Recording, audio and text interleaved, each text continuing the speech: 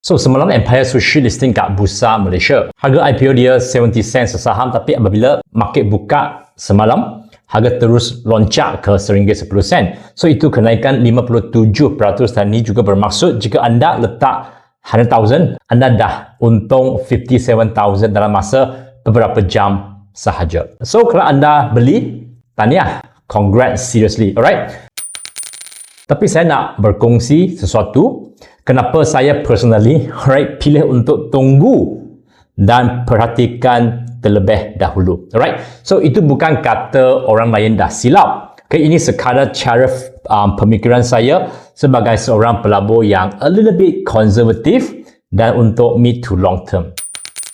So sebelum tu, jom saya cerita sedikit tentang Empire Sushi. So nama penuh syarikat ini adalah Empire Premium Food Berhad, dan ia adalah syarikat induk kepada Empire Sushi Sdn Berhad. So this company mula pada tahun 2010 dengan sebuah kaunter kecil dalam hypermarket. Dari situlah mereka berkembang jadi rangkaian sushi terbesar di Malaysia dari segi hasil dan juga jumlah cawangan. So, sekarang mereka ada 143 cawangan yang terdiri daripada 127 outlet Grab and Go dan 16 outlet Quick Dine In, dan melalui IPO semalam mereka dah kumpul 152.6 juta ringgit. So, bagaimana Empire Sushi akan guna duit ini? 79.1 juta ringgit untuk buka 56 cawangan baru dalam masa 3 tahun. 12.6 juta ringgit untuk naik taraf cawangan sedia ada, 52.1 juta ringgit untuk modal kerja harian, dan 8.8 juta untuk kos penyenaraian. So, congrats, memang sangat-sangat exciting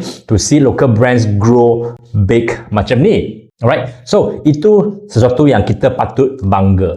Tapi sekarang, okay, ini bahagian peribadi saya. Okay, so this is my personal. Kenapa saya pilih untuk tunggu? So saya ada 5 sebab, alright, dan saya nak jelaskan ini bukan kata Empire Sushi tak bagus.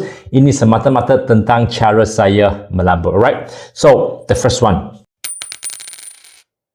aku nak lebih banyak data terlebih dahulu sebelum saya melabur kat mana-mana je company, alright. Company IPO baru je jadi syarikat publik, baru je mula tunjukkan data kewangan secara terbuka. So, saya ni jenis pelabur yang suka tengok bagaimana management buat keputusan apabila dah ada dana besar dalam tangan mereka. Right? And bagaimana mereka execute, bukan apa yang mereka janji. Siapa pun boleh janji apa yang mereka nak. Janji langit, janji laut. Right? But executions is the key. Dan untuk tengok execution tu, saya kena bagi masa sekurang-kurangnya 2 ataupun 3 laporan kewangan suku tahunan.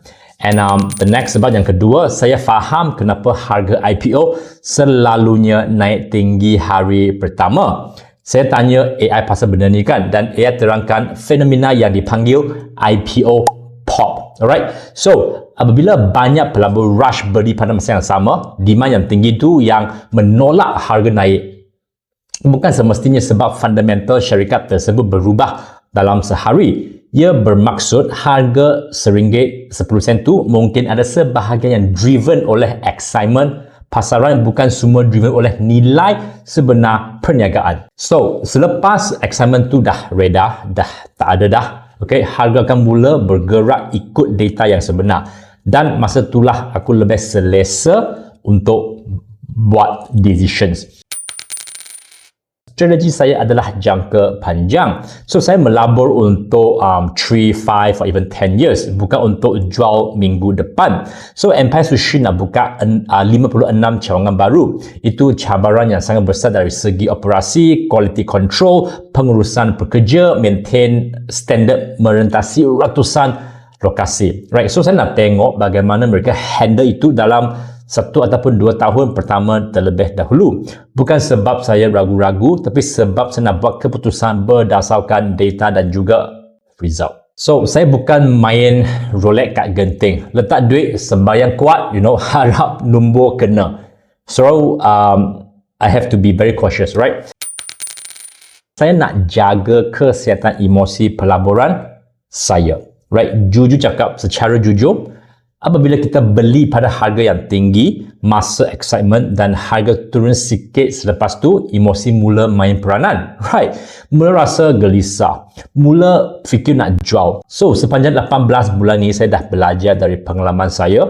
Saya buat keputusan lebih baik apabila saya masuk pada harga yang saya rasa selesa dengan nilai dia dan juga apabila saya dah faham company tersebut. Like apakah growth potential company, apakah prestasi company, apakah net profit dan sebagainya, apakah projek yang mereka akan ada pada masa yang akan datang, right? Dan bagaimana projek tu dapat contribute revenue company mereka. So apabila saya ada semua informasi ni kan, saya akan rasa lebih confidence untuk buat decisions. Dan semua benda ni kan kita boleh je guna AI untuk dapatkan semua informasi ini. Opportunity cost, right? So di Bursa Malaysia sahaja ada lebih 1,000 syarikat tersenarai dan 800 lebih adalah syariah compliance. So tak perlulah bergeser-geser nak masuk. Banyak company kat Bursa Malaysia dah ada track record yang baik dah bertahun-tahun dan terbukti konsisten. So saya dah faham modal perniagaan mereka dan dengan lebih mendalam. So kenapa saya nak rush masuk ke syarikat yang baru je IPO, right? At the same time, ada syarikat lain yang saya lebih confidence dan dah show proof profit mereka, right? So ini bukan kata Empire Sushi tak worth it, ini tentang pengurusan modal yang bijak. The biggest consideration adalah saya cuma ada duit yang ini sahaja, right? Saya tak ada bapa yang nama Tan Sri, right? So setiap sen yang saya dapat ni, right, saya perlu kerja seperti lembu baru dapat untung. Right, semua ni titik peluh saya. Takkan saya nak buang je kat tempat yang saya tak tahu. Right. So apa yang saya akan buat? Saya akan letak Empire Sushi dalam watch list saya terlebih dahulu. Right. So saya akan pantau mereka, laporan kewangan suku tahunan, progres pembukaan cawangan baru, bagaimana CEO pimpin syarikat sebagai entiti awam. Saya juga akan guna AI untuk bantu saya faham metrik penting dalam industri F&B dan apa yang saya perlu dan juga apa yang perlu saya perhatikan dalam laporan kewangan mereka nanti, right?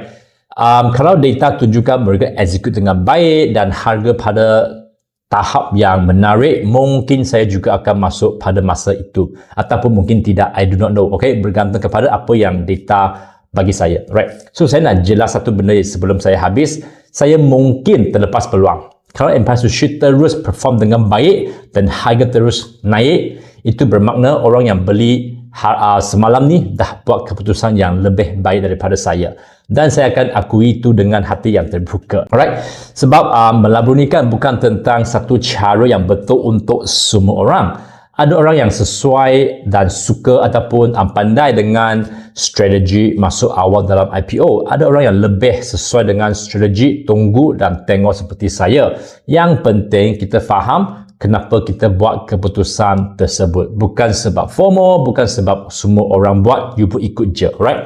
Tapi sebab kita ada strategi sendiri dan kita pegang kepada itu, right? So saya masih banyak lagi nak belajar tentang cara menilai syarikat F&B dengan betul. Itu juga merupakan salah satu topik yang saya sedang explore dengan AI. So anda ada beli IPO Empire Sushi semalam? Ataupun anda adalah jenis yang tunggu seperti saya? Okay, cerita dalam komen. Saya genuinely nak tahu cara bagaimana korang fikir.